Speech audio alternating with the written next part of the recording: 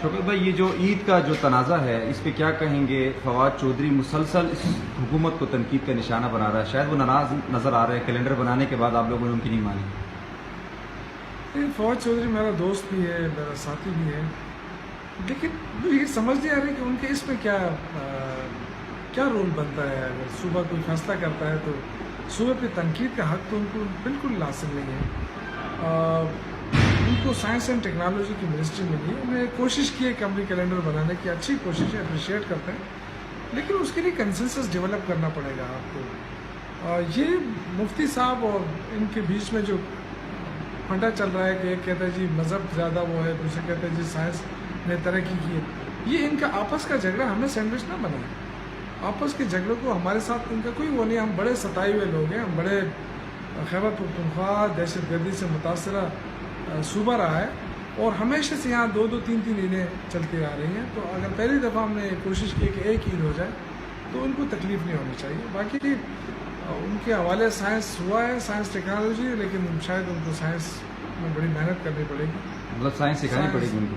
Science سکھانی پڑے گی، کیونکہ میں تو خود سائنس کا اسٹوڈنٹ رہا ہوں، پتہ نہیں فواد صاحب سائنس کا اسٹوڈنٹ رہے کہ نہیں۔ اگر وہ نہیں رہے تو ان کے لیے بڑی مشکلات ہوں گی، میری دعا ہے کہ اللہ ان کو کرے۔ یہ جو کہہ رہے ہیں کہ جو شہادتیں آئی ہیں ان کے خلاف مقدمہ ہونا چاہیے فواد چودھری کا۔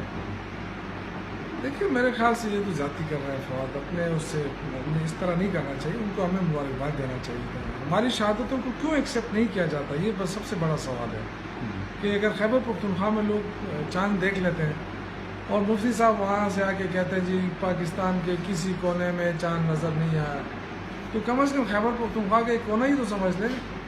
یہاں اگر 120 اور 130 شہادتیں آ جاتی ہیں تو اس میں ایک دو ہی کو تو مان لیں، تو سارے تو جھوٹ نہیں بول سکتے ہیں۔ مسجد میں آ کے اور وضو کر کے اور قرآن پہ ہاتھ رکھ کے شہادت دینی پڑتی ہے، تو کون کم وقت ہوگا جو جھوٹ بولے گا؟